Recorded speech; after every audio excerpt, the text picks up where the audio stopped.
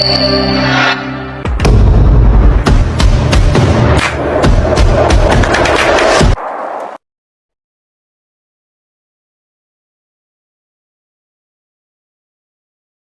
mendarat di Banten pada 1596, banyak pedagang Belanda terlibat persaingan untuk memperebutkan perdagangan rempah-rempah. Penjajahan bangsa Belanda di Nusantara berawal dari terbentuknya VOC Verenigde Oost-Indische Company pada ke-1602. Salah satu tujuan pembentukan VOC adalah untuk memperkuat posisi Belanda sehingga dapat melaksanakan monopoli perdagangan. Dapat dikatakan VOC mengalami kemajuan pesat dalam waktu singkat. Di Indonesia bagian timur, VOC memusatkan kedudukannya di Ambon. Keberhasilannya membantu Sultan Baabullah mengusir Portugis membuka jalan bagi VOC untuk menerapkan monopoli di Maluku. Untuk merealisasikan niatnya tersebut, VOC menerapkan beberapa kebijakan sebagai berikut. Hongi Toucetan Pelayaran Hongi, yaitu pelayaran pantai yang dilengkapi angkatan perang untuk mengawasi para pedagang Maluku agar tidak menjual rempah-rempah kepada pedagang lain dan jika melanggar akan mendapat hukuman berat. Ekstirpasi,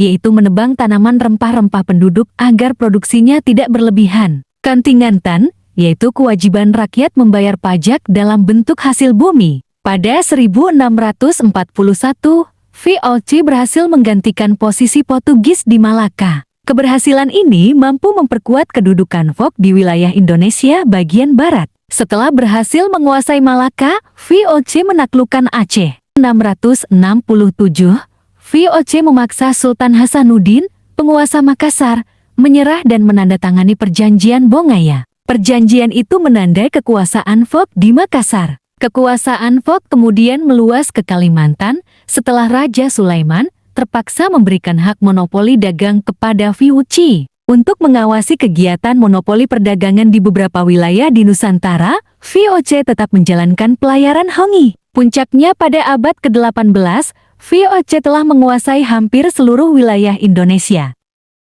Rodi kerja paksa. Kerja Rodi mulanya muncul saat Louis Napoleon memerintahkan Herman Willem Daendels menjadi gubernur jenderal pada 1 Januari tahun 1808, di mana tugas utama Daendels adalah mempertahankan Pulau Jawa dari ancaman Inggris. Daendels juga diberi tugas mengatur pemerintahan di Indonesia. Setelah itu, Daendels pun menerima kekuasaan dari Gubernur Jenderal Louis tanggal 15 Januari tahun 1808. Tugas untuk mempertahankan Pulau Jawa membuat Daendels terbebani, karena Inggris telah menguasai daerah kekuasaan VOC di Sumatera, Ambon, dan Banda. Pada saat Daendels menjabat sebagai Gubernur Jenderal, ia mengeluarkan langkah-langkah, antara lain, meningkatkan jumlah tentara dengan jalan mengambil dari berbagai suku bangsa di Indonesia, membangun pabrik senjata di Semarang dan Surabaya, membangun pangkalan armada di Anyer dan Ujung Kulon, membangun jalan raya sepanjang 1.100 km dari Anyer hingga Panarukan, serta membangun benteng-benteng pertahanan. Semasa kerja Rodi, membuat rakyat jati sengsara. Rakyat harus bekerja keras dengan terus menggali batuan untuk membuat jalan. Pekerja sebenarnya mendapatkan upah, namun upah ini dikorupsi oleh penguasa lokal. Para pekerja sengsara karena memperoleh tindakan di luar batas peri kemanusiaan. Proses pembangunan Jalan Raya Anyer hingga Panarukan pada 1809 banyak memakan korban jiwa, mencapai 12.000 jiwa. Ribuan pekerja yang kehilangan nyawa dalam periode kerja paksa setelah 2 tahap pembangunan. Sebelumnya dilakukan pekerjaan konstruksi biasa, lalu dilanjutkan pasukan Zeni Company. Kerja Rodi dilaksanakan setelah company kehabisan biaya untuk membayar tentara dan pekerja profesional. Pelibatan militer sebelumnya dipilih oleh pemerintah Hindia Belanda. Karena jalan yang dibangun melewati perbukitan dan pegunungan batu, sehingga butuh peralatan seperti meriam untuk meratakan. Pembangunan jalan ini juga berfungsi memenuhi kepentingan ekonomi, karena Daendels menginstruksikan kepada penduduk untuk mulai mengintensifkan pertanian dengan meremajakan tanaman agar penghasilan bertambah. Kulturstelsel. Kulturstelsel atau sistem tanam paksa merupakan kebijakan yang dikeluarkan oleh pemerintah kolonial Hindia Belanda melalui Gubernur Jenderal Johannes van den Bos 1830-1833. Pemberlakuan tanam paksa menjadi salah satu periode kelam dalam sejarah Indonesia, dan menuai kritik keras dari sejumlah kalangan. Kebijakan sistem tanam paksa ini dicetuskan pada 1830 atau ketika Van den Bosch mulai menjabat sebagai Gubernur Jenderal Hindia Belanda. Ketentuannya, setiap desa wajib menyisihkan 20% tanahnya untuk ditanami komoditas ekspor yang ditentukan pemerintah kolonial, seperti kopi, teh, tebu, dan nila. Pada dasarnya, sistem ini adalah cara baru yang dikeluarkan oleh pemerintah kolonial untuk dapat mengeksploitasi sumber daya alam Hindia Belanda Indonesia demi kepentingan penjajah atau kerajaan Belanda. Kulturstelsel dikeluarkan karena kebijakan sistem sewa tanah landrente yang diberlakukan pada masa Gubernur Jenderal Thomas Stamford Raffles 1811-1816 gagal memenuhi kebutuhan ekspor. Secara garis besar, tujuan dari Kulturstelsel ialah untuk mengatasi krisis keuangan Belanda. Kebijakan Kulturstelsel ini akhirnya dihentikan setelah menuai protes keras dari berbagai kalangan yang melihat bahwa telah terjadi banyak penyelewengan dari pelaksanaan dari sistem tanam paksa. Politik adu domba.